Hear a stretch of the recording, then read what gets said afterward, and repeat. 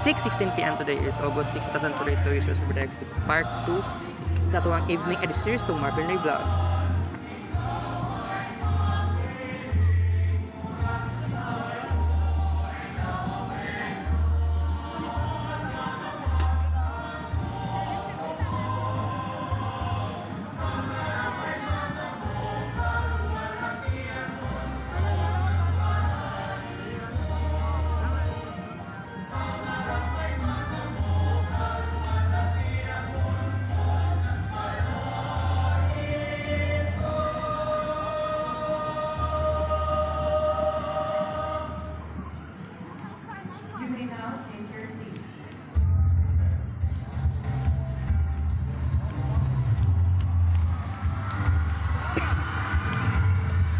Okay, load na ko dito guys.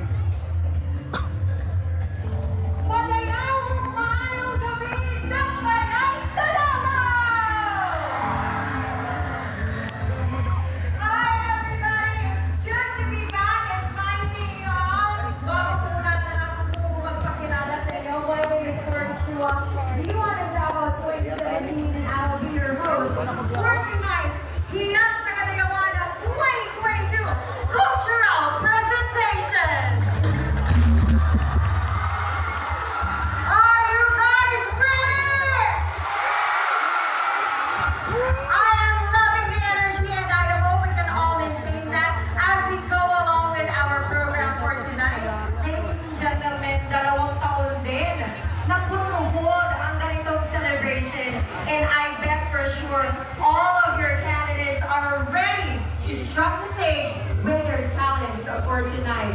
Ladies and gentlemen, the 37th Katayawan Festival. This is of course one of the many celebrations, which is the Higasa Katayawan 2022.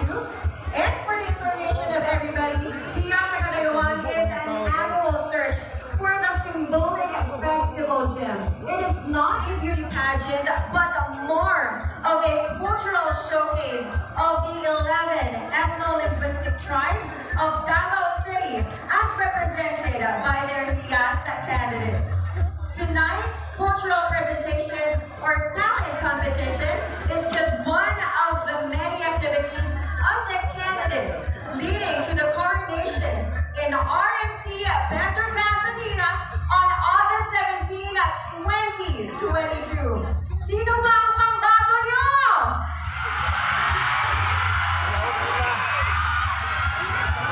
Alam ko, excited na kayo makita ang nagkakanda ilang mga higas na ako karong gabi una.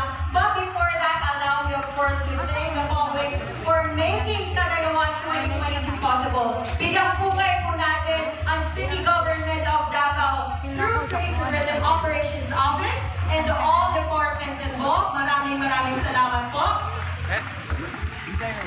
Davao City Chamber of Commerce and Industry Incorporated.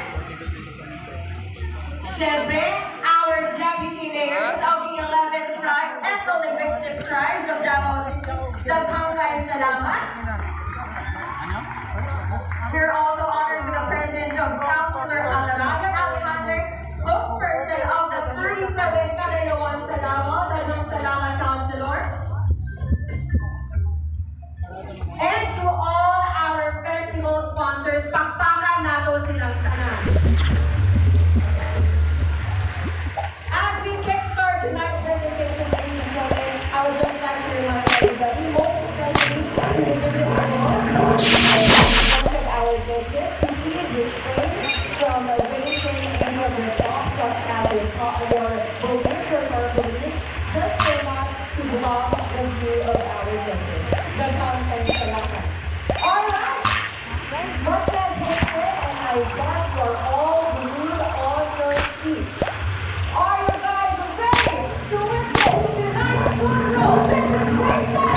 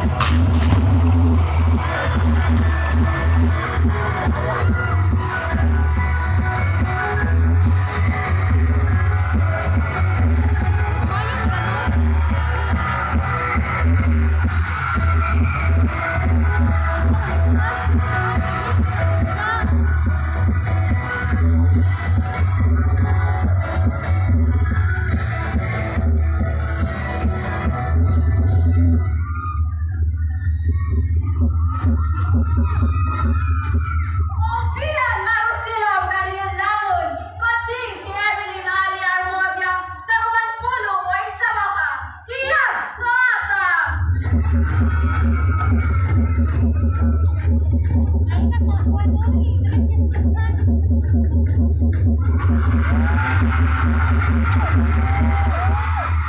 Mali-puli ng lahat, ako, Brazil Troy, Magsanayumab, 21, hiyas sa magabuklata!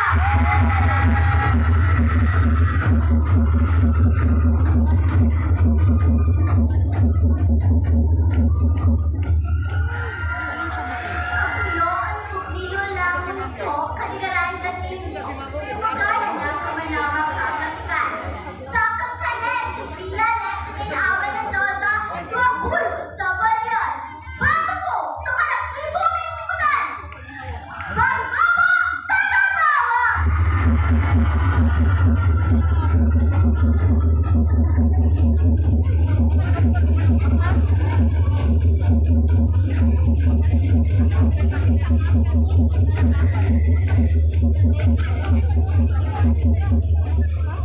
Bumibigyan para silang kanyang langon, si Kadik, si Diana Rutpong Katampong, 22, hiyas sa mating salong!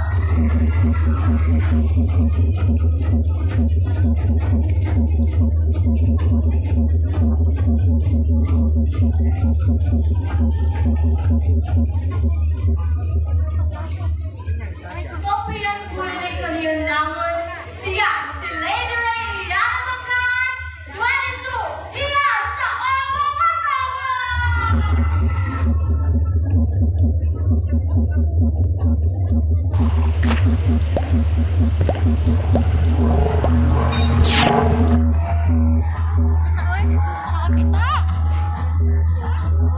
Assalamualaikum warahmatullahi taala wabarakatuh. Mairi na mag-umisar kanulangon. Zaki si Erika Bigano, mapulo ang umisaragon. Hiyas sa pagsalilanon!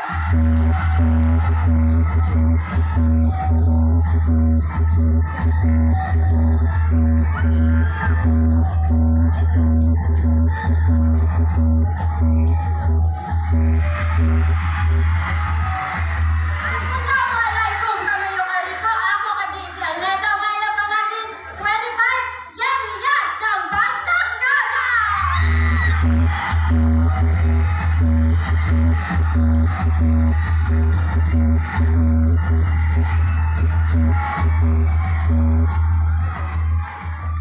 Assalamualaikum warahmatullahi taala wabarakatuh. Saki si Jerry may Ali Sakal, Gopugunong Lagot, hiyas sa bangsa Maguindanao.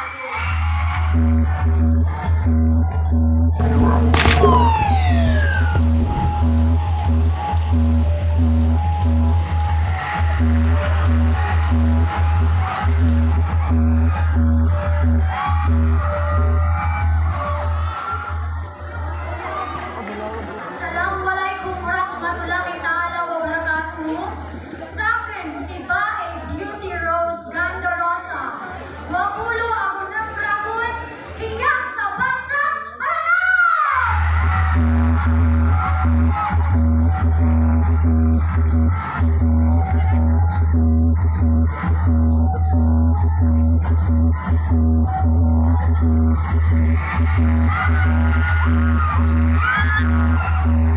Assalamualaikum warahmatullahi taala wabarakatuh. Ahap sa magkakalimon. Ako si Hiro Aluna Chachi Imani, 10 kawalong puno, higas na pagsasaka!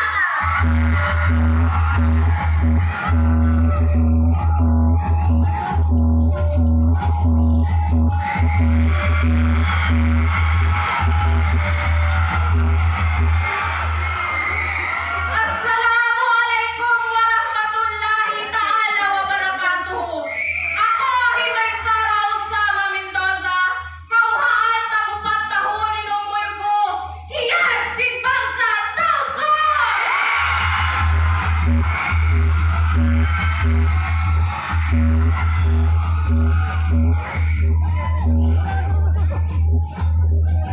Here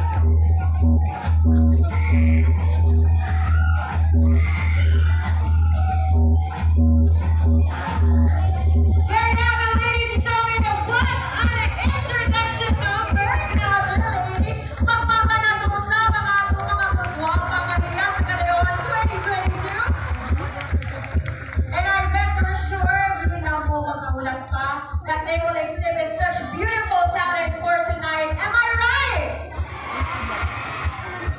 There you have it, ladies and gentlemen, as we celebrate and start our cultural presentation for tonight. Syempre, in every competition, there are a set of criteria wherein our judges will revolve their talent scores.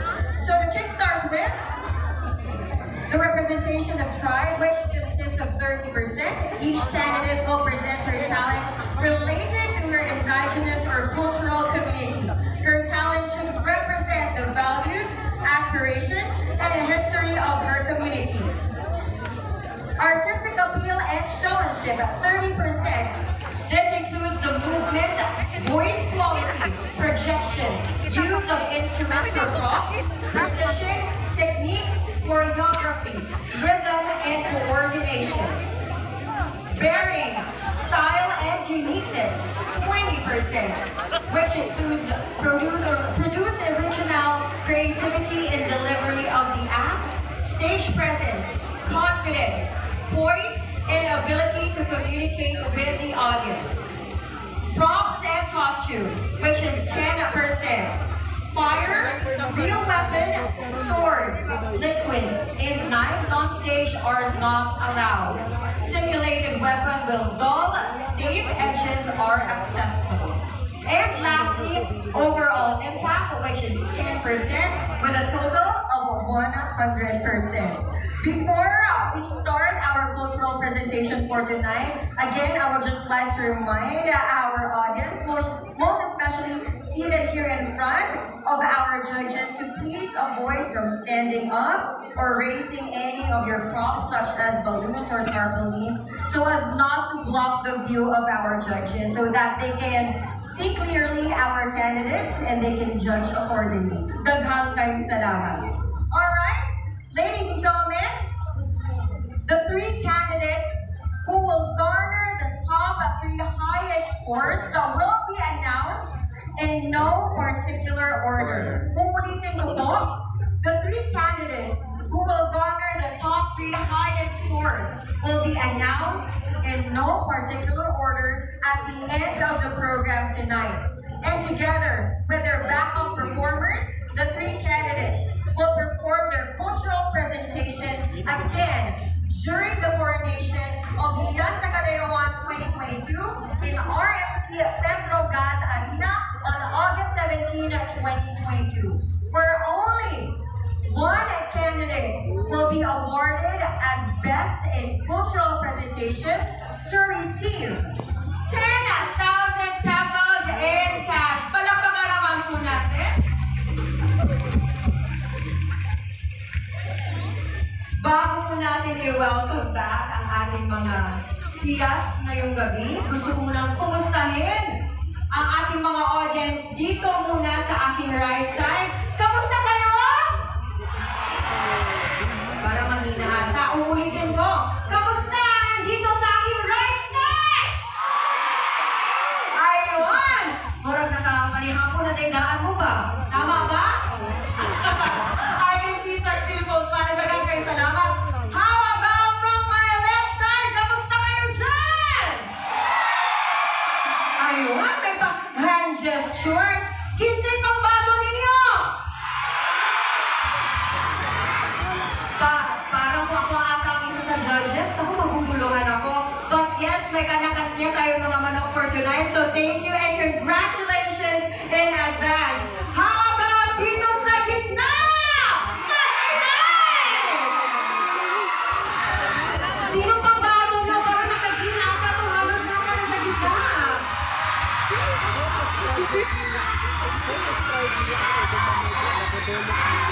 Ayun, may mga cheers pala sila. Palakpakan naman natin ang bawat isa. And yes, as we start tonight's program, allow me of course to acknowledge the presence of these important individuals who are with us for tonight. Daghang salamat. Palakpakan po natin Dr. Maria Lourdes sa Monteverde.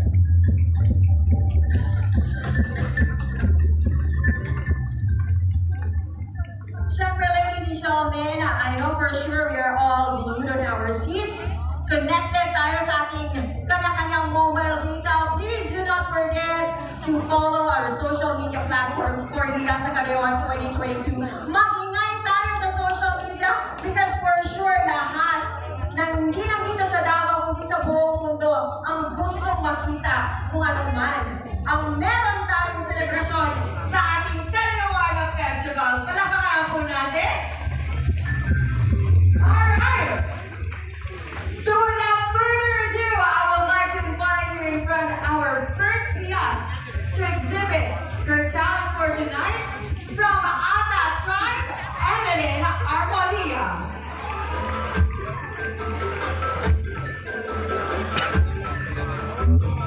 Hi, Evelyn. Samahan mo naman muna ako dito sa gitna.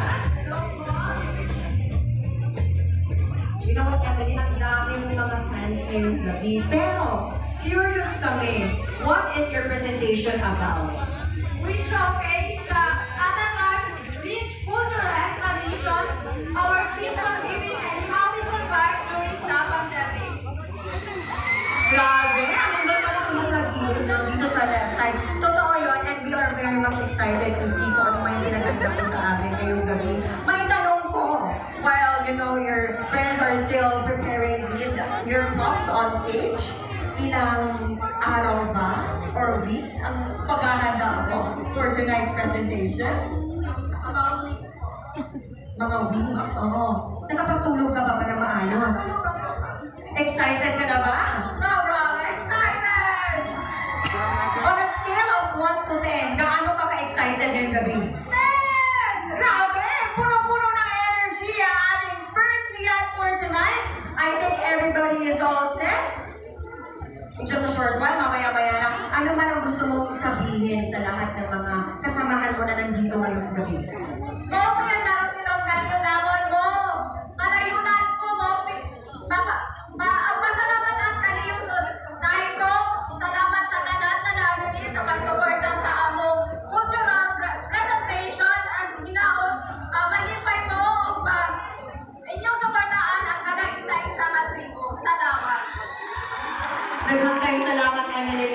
One last question so that I will leave the floor to you all alone for tonight.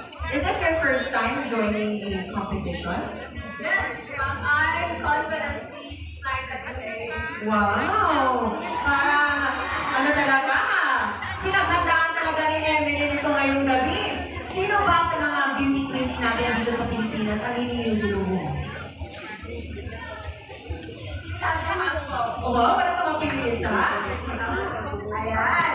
Alright. I think everybody is set. Ladies and gentlemen, thank you very much sa Ata Tribe. Palakpakan na po natin, Evelyn Armodia.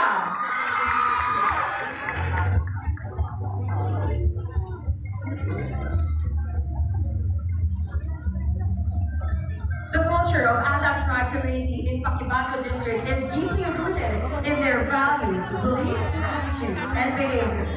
Through time, they withstood every challenge that come in their tribe's life in the mountains.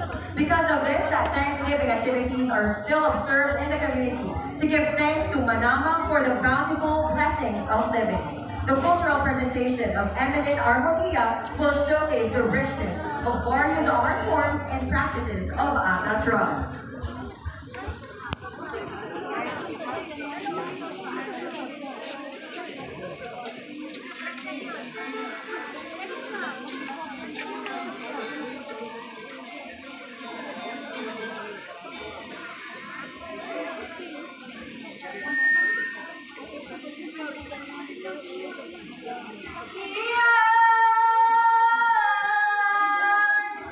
Iyon, Manama, iyon.